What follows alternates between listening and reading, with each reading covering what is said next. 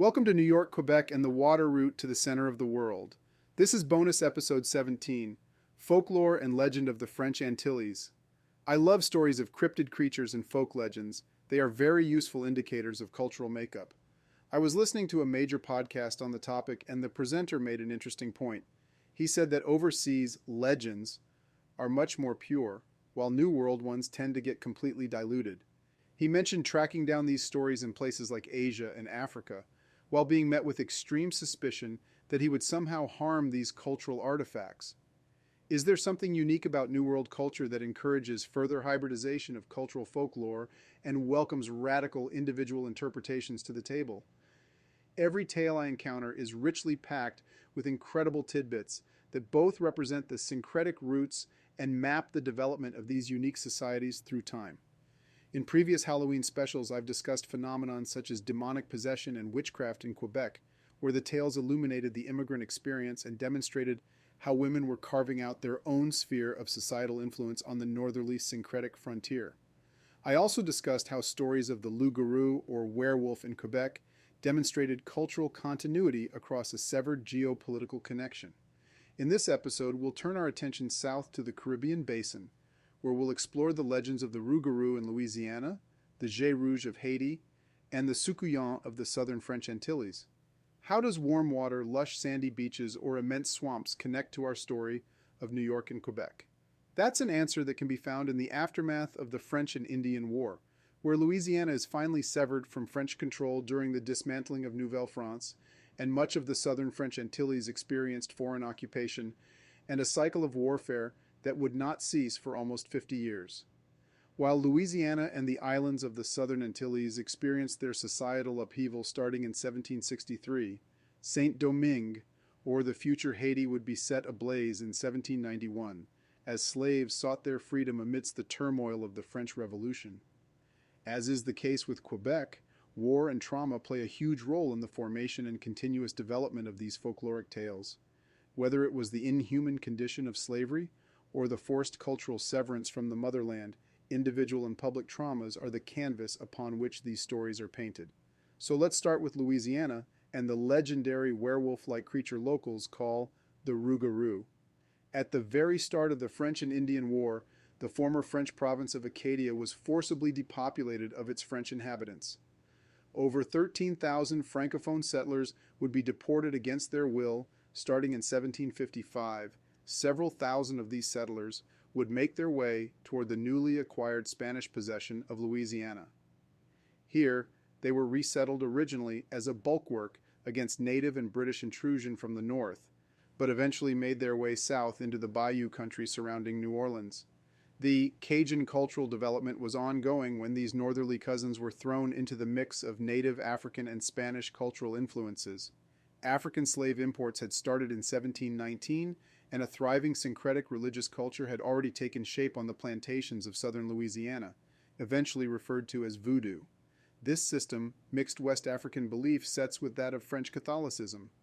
Native populations passed their knowledge of the flora and fauna onto the newly arrived settlers and took in many runaway slaves. French became the standard medium of communication and exchange as European folkloric tales mixed with indigenous and African templates that became baked into the unique geographical background of the immense swamp. Werewolves are certainly not a New World invention and were prominently used as warnings to fulfill proper religious devotion in places like France. The tale morphs a bit in the bayous, though. Here the idea of someone under the deliberate curse of another takes precedent. Old World witchcraft blended with West African beliefs in magical curses, where an entire syncretic set of deities operates right below the surface of the Catholic Trinity. Here can be glimpsed the influence of voodoo on the tale, but what does this fantastical beast actually look like? The beast is said to stand a head taller than a man. At around 7 to 8 feet high, it's described as having a wolf or dog man-like head, with long arms that end in sharp claws, and the hunched inward-facing legs of a canine. Its gaping maw is filled with razor-like teeth, and its eyes are a distinctive feature, reported to be either yellow or red. The reflection and size have sent many a swamp traveler scrambling for an exit. The curse that transforms one into a rougarou is said to last 101 days. The accursed has the ability to pass on the malady to another by biting them. If those cursed fail in this task, they will remain damned to transform into the beast for the rest of their lives. In order to combat this monster, many say to confuse it with shiny coins left scattered on the steps to the house. The beast is said to be unable to count above the number 12, so the advice is always to leave 13 coins and force it into confusion. Being unable to count above the number 12, the beast will be distracted until sunrise and have to retreat. Other protection methods include the use of salt, which is said to cause the monster to catch on fire, and the wearing of spiritually imbued amulets. Now let's examine the native influence on the tale. Outside of reports on this dogman or werewolf-like monster, many eyewitness accounts tell of some sort of shape-shifting humanoid. This hybrid monster is commonly called the Honey Island Swamp Monster, with resemblance to Bigfoot reports mixed with owl features. The concept of a human being who possesses the power to take on the shape of the surrounding bayou creatures became intermingled with that of the European wolf. Even the concept of the trickster spirit of the lapin or rabbit is another shape-shifting piece of cultural influence from West Africa. Similar cultural conceptions separated by oceans, magnetically attracted and stuck together in the swamps of Louisiana. The unique French Creole culture waxed and waned as different imperial overlords came into possession of the territory. Purchased finally by the U.S. in 1803, Anglophone American culture came to predominate and isolate the once thriving set of syncretic New World beliefs and ways of life. As the French or Cajun identity became to be associated with backwardness after the Civil War, these folkloric tales transformed into cherished pieces of cultural patrimony and a primary medium of exchange between generations. Starting in the 1960s, French language and culture have become the focus of incredible efforts at both preservation and elevation within the state. A major Rougarou festival now occurs annually on the French-speaking lands of the Houma native tribe of Pointe-Chien. This represents a full 360-degree cycle for this wondrous francophone culture. A common celebration of an iconic part of Creole folklore is openly shared by all on the land where it was originally developed. I'll now include some eyewitness accounts of both the Rougarou and Honey Island Swamp Monster, so the listener can make their own examination of these mysterious tales. A 1981 report by writer Jerry Breaux, pulled from the Advocate Archives, recalls a conversation the writer had with his longtime friend Hubert. The friend described a chilling encounter one warm morning. Out hunting for deer, Hubert was perched atop an oak tree when he heard heavy sounds approaching from the woods behind him. Too afraid to move, he watched as a figure about 8 feet tall and hairy from head to toe passed slowly below him, eventually disappearing further into the woods. According to Breaux, as Hubert retold the story, he began clenching his teeth and breathing rapidly as if he were reliving a terrifying experience. The Ford Story. In the early 1960s, Harlan Ford and his friend Billy Mills, 2 air traffic controllers, embarked on a fateful journey along the Pearl River, forever entwining their names with the local legend of the Honey Island Swamp Monster. While out hunting, they ventured into Honey Island Swamp and stumbled upon a sight straight out of a horror movie. A towering creature, cloaked in grayish-brown hair and exuding a pungent odor, caught their gaze. However, the monster fled, and rain obliterated its tracks, leaving only the men's accounts to support their alleged encounter in the swampy backwaters. This marked the first reported sighting of the human-like being, but that wasn't the last they'd see of such a creature. In 1974, Louisiana's Honey Island Swamp Monster came to public attention after Ford and Mills emerged from a remote area with plaster casts of unusual tracks. They had happened upon a wild boar with a gashed throat, suggesting it had crossed paths with the beast with yellow eyes. A story in the Nichols Worth, a local college paper, titled "Rougarou Remains Strong Figure in Cajun Folklore," recounts a story from a woman about an experience in her youth.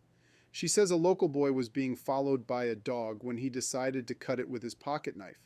The boy saw the dog turn into a man, then ran home to tell his family. According to the woman, the next day a prominent physician appeared in town with his right arm cut and in a sling. I remember when the physician shot himself here in Lockport. A year later, the boy killed himself and left a letter that the family turned over to the sheriff. Even today, he refuses to let anyone see it. In 2010, a devastating earthquake struck the historically unique island nation of Haiti. Hundreds of thousands of Haitians were killed and millions made homeless. As the international community struggled to help respond to this huge disaster, reports began to emerge of a monstrous presence stalking the now dense dark refugee camps lining the destroyed streets of the capital, Port-au-Prince. Rumors began to quickly swirl off the return of the Jour Rouge, or the red-eyed legendary creature of folkloric legend.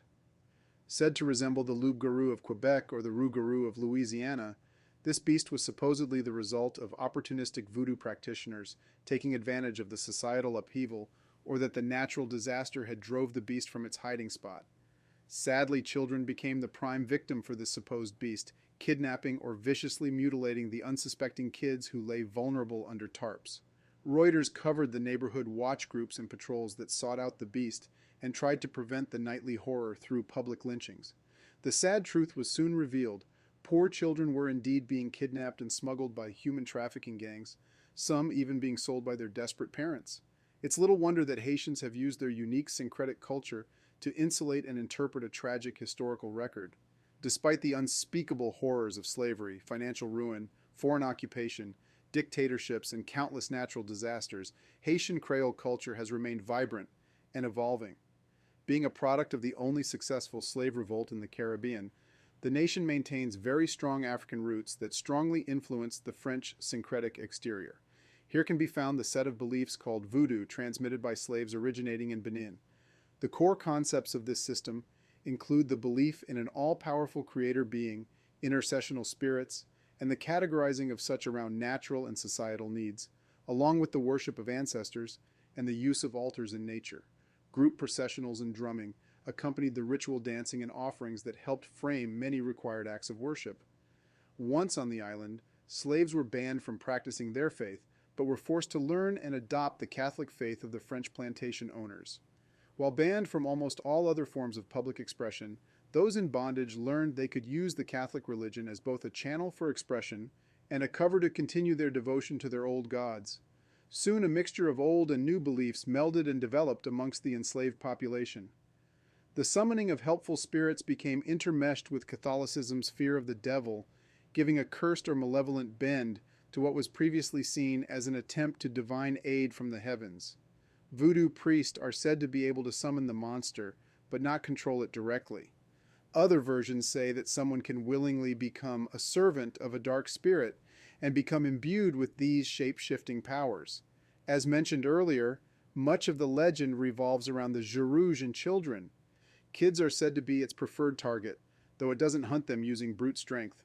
Instead, the beast is able to use guile and trickery, as it needs to be invited over the threshold to seize a child. Voice mimicry and shapeshifting are said to be major tools in its arsenal. In parts of Haiti and the Dominican Republic, modern stories tell of the Jour Rouge even being able to drive a vehicle as part of the deception. This has been attributed to real-life cases of child predators and documented cases of kidnapping in rural villages along the border of the two nations. As compared to the loup-garou, or the roux-garou, the Jour Rouge seems to maintain much more of a human-like quality and intellect. The beast can transmit its condition to others through a bite, but Haitian beliefs suggest that those who are greedy or lie can be susceptible to be seduced for transformation. Even the description of the beast varies from a human-like tall, thin, hairy figure to a muscular wolf that runs on all fours. This too reflects the syncretic origin of the legend itself. One final note states that it can be contained and defeated by pure iron, especially if this is shaped into a ring to be thrown over the beast's head. This will force the shapeshifter back into their vulnerable form and the creature can be dispatched. I grew up on stories of the island of St. Lucia told to me by my parents from their honeymoon in the 1980s. So there was no doubt in my mind that I, too, would one day reach this land of volcanoes, lush mountainous jungle, and black sand beaches. The chance came in 2014 when I was blessed to marry my beautiful wife. I immediately suggested the island for our honeymoon, and she readily agreed. One rainy night at the end of our stay, having gone to the restaurant to pick up some late-night snacks, I was about to walk up the hill to my suite when some staff delivered a strange warning. Stay on the lighted path, and if you hear your wife's voice calling out from the darkness, don't answer and walk the opposite direction, for she uses the cover of weather and the vulnerabilities of men. Though having plenty of liquid courage from our dinner, this piece of advice made me stop and inquire further. "Who is she?" I said. "The Succulent," the group replied. After seeing my intrigued look, one of the staff members went on to explain that this is a folkloric creature and similar to a siren or vampire. Usually appearing in the form of an old lady by day, she deploys a familiar voice to lure unsuspecting victims. Also said to be able to take the shape of a ball of brilliant light by shedding its skin, this creature can enter households to seek the blood it needs to sustain itself.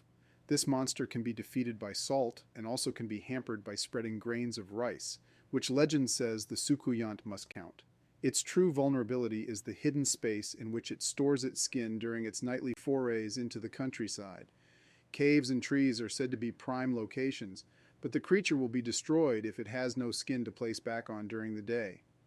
St. Lucia is located in the southern Antilles, set between Martinique to the north and St. Vincent to the south.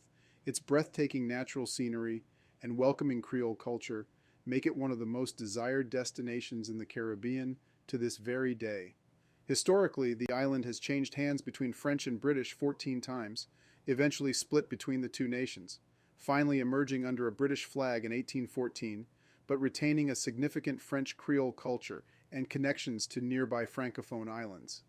The 7 Years' War brought rapid change to the Lesser Antilles or Windward Islands. Imperial sovereignty switched in the blink of an eye, and centralizing surveys were undertaken that saw widespread monocultural sugar production as the goal. Formerly semi-autonomous maroon and fully autonomous native zones were now given over to government parceled land. Thriving communities of mixed-race peoples had existed outside the formerly fluid boundaries of imperial rule, but now they were subject to both capricious and restrictive racial definition laws. In the French Atlantic former Kalinago territory of St. Lucia, formerly free mixed-race people were subjected to a stricter racial social hierarchy developed on Saint-Domingue. The infamous Code Noir was not known by that term until almost 40 years later.